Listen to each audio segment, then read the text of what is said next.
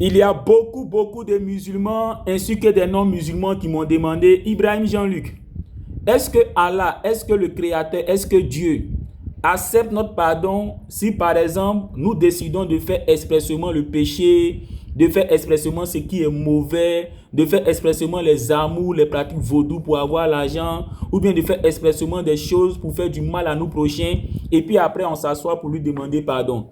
Est-ce que ce genre de repentir, est-ce que ce genre de pardon-là, Allah accepte? Est-ce que Allah accepte, on va dire, ces repentis qui se passent de telle façon? Alors aujourd'hui, alhamdoulilah, c'est de ça que nous allons parler. Est-ce que on peut décider de faire expressément ce qui est mauvais, de faire expressément le vaudou, les amours pour avoir l'argent, de faire expressément du mal à notre prochain, de faire expressément tout ce qui est sale, et puis après on va s'asseoir pour demander pardon à Dieu? Est-ce que ce genre de pardon, ce genre de repentir là, le Créateur qui est Allah les accepte? Déjà, quand on prend la sourate 4, le verset 17, Allah dit, Allah n'accepte le repentir que de ceux qui font le mal par ignorance et aussitôt se répandent. Donc dans la sourate 4, le verset 17, Allah dit, il accepte le repentir de ceux qui font le mal par ignorance. Par ignorance. Une personne qui fait le mal par ignorance, là, c'est une personne qui ne fait pas exprès. Donc ceux qui font exprès, qui se disent non, on va faire le faux coup, on va pécher, on va forniquer, on va faire zamour ou encore les pratiques vaudou pour avoir l'argent, on va faire du mal à notre prochain, et puis après on va s'asseoir pour demander pardon à Allah. Là. Allah dit dans la sourate 4, le verset 17, que ceux qui pêchent en faisant exprès, là, lui Allah, il ne pardonne pas les péchés. Car dans cette sourate 4, le verset 17, il dit, Allah n'accepte le repentir que, ça dit seulement, de ceux qui font le mal par ignorance et aussitôt se répandent. Donc Allah là, il pardonne ceux qui pêchent en ne faisant pas exprès et après il lui demande pardon.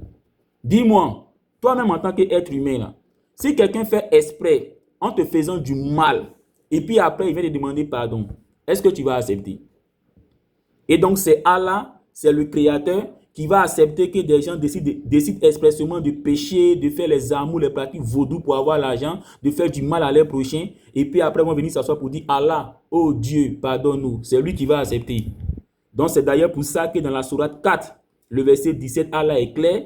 Il dit, Allah n'accepte le repentir que de ceux qui font le mal par ignorance et aussitôt se répandent. Donc Allah pardonne ceux qui pêchent en ne faisant pas exprès.